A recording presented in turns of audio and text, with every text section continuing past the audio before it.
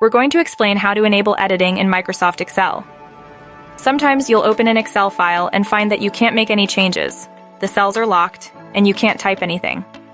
This usually happens because the file is protected or in a read-only mode. Here's how to fix that. 1.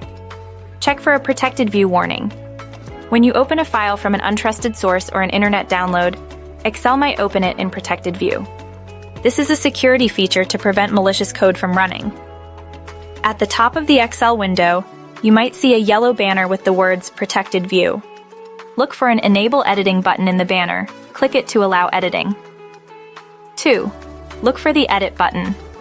If there's no Protected View warning, see if there's an Enable Editing button somewhere near the top of the window, typically on the message bar. Click this button to unlock the file for editing. 3. Check the file's properties. Right-click on the Excel file in your File Explorer, the place where you see all your files. Select Properties. Look at the Attributes section. If Read Only is checked, uncheck it and apply the changes. Then open the file again. 4. Check for worksheet or workbook protection. If you still can't edit, the worksheet or the entire workbook might be password protected. If you know the password, you'll be prompted to enter it. If you don't know the password, you won't be able to edit the file unless you can recover it or contact the person who protected the file. There might be an Unprotect Sheet or Unprotect Workbook option under the Review tab on the ribbon. This usually requires a password if the sheet or workbook has been protected. 5. Check for shared workbooks. If the workbook is a shared workbook, you might have restrictions on editing based on the sharing settings. Check the Share Workbook options under the Review tab to see if that is the case. 6.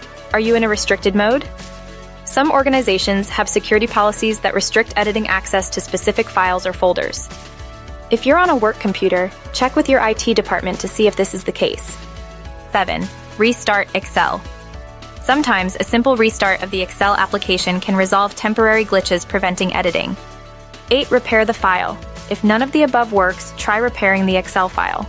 You can typically do this by right-clicking the file, selecting Properties, and then looking for a Repair option, depending on your operating system and version of Excel.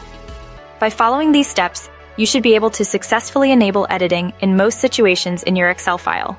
Remember to always be cautious when enabling editing on files from untrusted sources.